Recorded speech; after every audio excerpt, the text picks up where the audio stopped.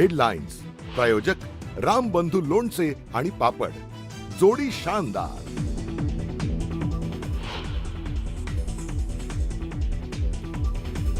कारमायकल road स्फोटक प्रकरणी सचिन वाझेसह 10 जणांविरोधात आरोप निश्चिती, दहशतवादी टोळी बनवून कट रचल्याचा आरोप।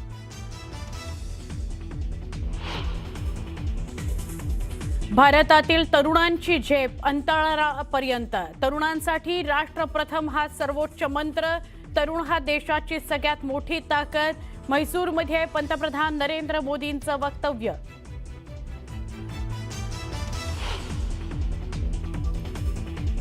डिलिमिटेशनमुळे तमिळनाडूचं नुकसान होणार, डिलिमिटेशन हे आरएसएस आणि भाजपचं कारस्थान, राहुल गांधींचा भाजपवर हल्लाबोल।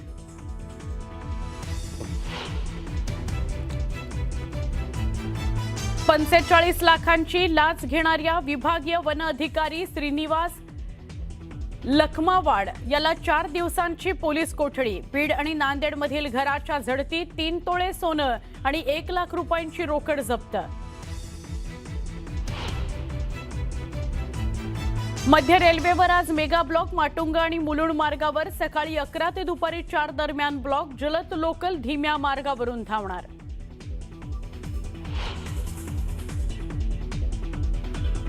विदर्भ, मराठवाड्यासह उत्तर आणि पश्चिम महाराष्ट्रात मुसळधार पाऊस, चंद्रपुरामध्ये इरई नदीला पूर, कोल्हापुरामध्ये राधानगरी धरण ओव्हरफ्लो।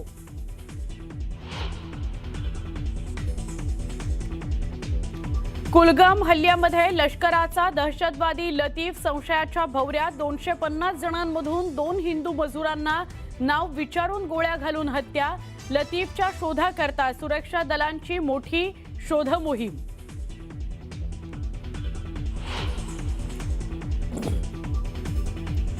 आणि कॉमनवेल्थ गेम्समध्ये बॉक्सिंगमध्ये भारताला पहिल्यांदाच मिळाली 7 गोल्ड मेडल्स, 13 सुवर्ण पदकांसह भारत पदक तालिकेमध्ये 4थ्या स्थानावर। नमस्कार, मी सुवर्णा। बुलेटिनमध्ये आपल्या सगळ्यांचं स्वागत। या सकाळच्या पहिल्या बुलेटिनमध्ये काही महत्त्वाच्या घडामोडी सविस्तरपणे आपल्याला बघायच्या आहेत। राज ठाकरे यांनी सिद्धिविनायक मंदिरातल्या कथित दानपेटी गैरव्यवहाराचा मुद्दा उपस्थित केला आणि राज्य सरकारवर काल गंभीर आरोप केलेले होते। मंदिरातील दानपेटीतून दरवर्षी कोट्यवधी रुपयांचा अपहार होत असल्याचा आरोप करत या प्रकरणाची उच्चस्तरीय चौकशी करण्याची मागणी त्यांनी केली होती। दरम्यान विश्वस्तांनी काही दिवसांपूर्वी उपमुख्यमंत्री एकनाथ शिंदे यांना पत्र लिहिलं होतं। पाहूयात या पत्रामध्ये नेमकं काय लिहिलेलं आहे। काही दिवसांपूर्वी सिद्धिविनायक मंदिराच्या दानातून पैशांची चोरी झालेली आहे। चोरी करणाऱ्या 9 कर्मचाऱ्यांना अटक झालेली आहे। सिद्धिविनायक मंदिरातील दान दर बुधवारी मोजलं जातं। चोर पकडण्याआधी दर आठवड्याला 50 लाखांचं दान येत होतं। चोरी पकडल्यानंतर दर आठवड्याला 1.50 कोटींचं दान येऊ लागलं। त्यामुळे दानातून दरमहा 1.5 कोटी, वर्षाला 18 कोटींचं दान गहाळ झालं असा विश्वस्तांचा आरोप आहे। चौकशीची मागणी खुद्द विश्वस्तांनीच केलेली आहे। उपमुख्यमंत्री एकनाथ शिंदेंकडे त्यांना पत्र लिहून विश्वस्तांनी ही मागणी केली। धक्कादायक म्हणजे दानचोरी मागे वरिष्ठ पातळीपर्यंत हात आहेत असा विश्वस्तांना संशय आहे। 18 कोटी रुपये दर वर्षाचे सिद्धिविनायक मंदिरामधून चोरी होतीये। आपण भाबडेपणाने, भाविकपणे आपण तिकडे जातोय, दानपेटीमध्ये आपण टाकतोय, हे असल्या चोऱ्या होत आहेत। ही माणसं सगळी मंदिरं लुटतायत। हाच तो तरुण, हेच ते विद्यार्थी परीक्षांच्या वेळेला नोकरीसाठी मंदिरामध्ये जातायत, पायऱ्या झिजवतायत, सांगतायत देवाला मला नोकरी मिळू देत, आणि त्याच मंदिरामध्ये चोऱ्या होतायत। तिकडचेच विश्वस्त चोऱ्या करतायत, तिकडचीच माणसं चोऱ्या करतायत। या वेळेला आमचे 10 ट्रस्टी मिळून प्रत्येक छोट्या मोठ्या गोष्टींकडे लक्ष देत आहेत आणि त्यामुळे हे उत्पन्न वाढलेलं आहे। हे मला अभिमानाने या ठिकाणी सांगावं लागेल. जे पत्र दिलंय ह्या पत्रामागचा उद्देशच हा होता. 2 वर्षापूर्वी 40-45 लाख जर दानपेटीत जमा होत असतील आणि आता ती रक्कम जर 90 आणि साधारण 98 लाखापर्यंत गेली असतील तर त्याच्यामधला फरक का होता हे शोधावं ही यामागची भावना होती. राजसाहेब हे त्यांना मी एक चांगले नेते म्हणून त्यांचा खूपच आदर करतो. मी त्यांच्या घरी अनेक वेळा गेलेलो आहे.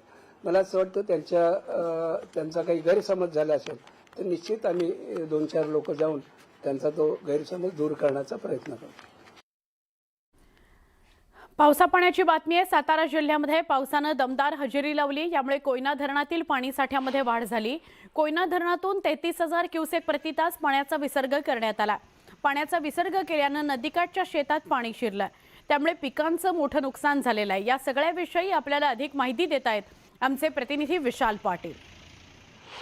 सातारा जिल्ह्यामध्ये गेल्या काही दिवसापासून मुसळधार पाऊस पडत आहे आणि त्यामुळे गेल्या 4 दिवसामध्ये कोयना धरणातून मोठ्या प्रमाणावरती पाण्याचा विसर्ग सुरू आहे. सध्या कोयना धरणाचे 6 वक्र दरवाजे 6 फुटावरून उचलण्यात आलेले असून त्यामधून 33,780 क्युसेस प्रति सेकंद पाण्याचा विसर्ग कोयना नदी पात्रात सुरू आहे. त्यामुळे सध्या आपण पाहतोय ते कोयना नदीचं चित्र आहे.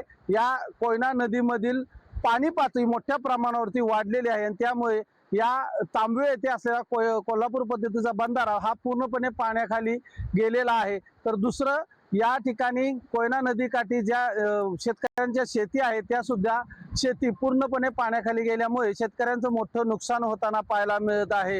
एकंदरीत सातारा जिल्ह्यात जो गेल्या काही दिवसापासून मुसळधार पाऊस पडत आहे तो पाऊस आता कालपासून थांबलेला असला तरी ज्या पद्धतीने कोयना धरणातून मोठ्या प्रमाणात पाण्याचा विसर्ग सुरू आहे त्यामुळे पाणी पातळी अद्यापही कमी झालेली नाही.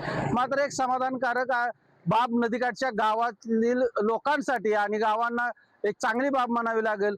पावसाचं प्रमाण कमी झाल्यामुळे जे थेट ओढ्या नाल्यातून तसेच डोंगरदऱ्यातून येणारं पाणी हे नद्यांना मिळतं ते सध्या त्याचा प्रवाह कमी झाल्यामुळे पाणी पातळी स्थिर असल्याचं पाहायला मिळत आहे.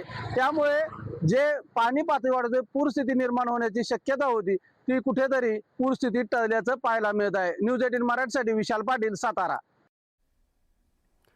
जळगावच्या अंमळनेरमध्ये बोरी नदीच्या पुरामध्ये अडकलेल्या नागरिकांचं रेस्क्यू करण्यात आलं. तो रेस्क्यू करतानाचा व्हिडिओ समोर आलेला आहे. मुसळधार पावसामुळे अंमळनेरमधील बोरी नदीला पूर आला. पुराचं पाणी नदीकाठच्या गावांमध्ये शिरलं. त्यामुळे अनेक नागरिक अडकलेले होते आपल्या घरांमध्ये, घरांच्या गच्चीवर आणि पाण्याला प्रवाह होता. त्यांच्या घरासमोर रोज ज्या रस्त्यावरून ते ये जा करतात त्या रस्त्यावरनं पाणी वाहत होतं आणि त्याला प्रचंड प्रवाह होता. यावेळी 2 टोकांना साड्या बांधून नागरिकांची सुटका करण्यात आली. नागरिकांचं रेस्क्यू करतानाचा हा व्हिडिओ समोर आलेला आहे.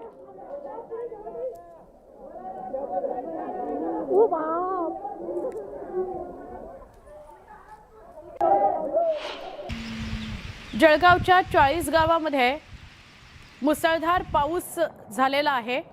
यामुळे नारळी नदीला पूर आलेला आहे. पुरामुळे भवाळी, खेडी, खेडगाव, कळमडू, पोहरे, कुंझर या गावांचं मोठं नुकसान झालेलं आहे. पुराचं पाणी शिरल्यानं उभी पिकं, फळबागा, घरं, संसारोपयोगी साहित्य वाहून गेलेलं आहे. काही ठिकाणी जनावरही वाहून गेल्यानं शेतकरी आणि नदीकाठच्या कुटुंबांवर मोठं संकट ओढावलेलं आहे.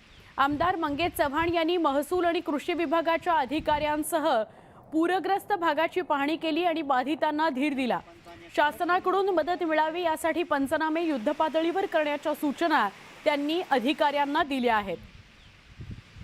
पुरामुळे संसार उघड्यावर आलेल्या 200 बाधित कुटुंबांना जीवनावश्यक वस्तू आणि संसारोपयोगी साहित्याच्या किटचं वाटप करण्यात येणार आहे.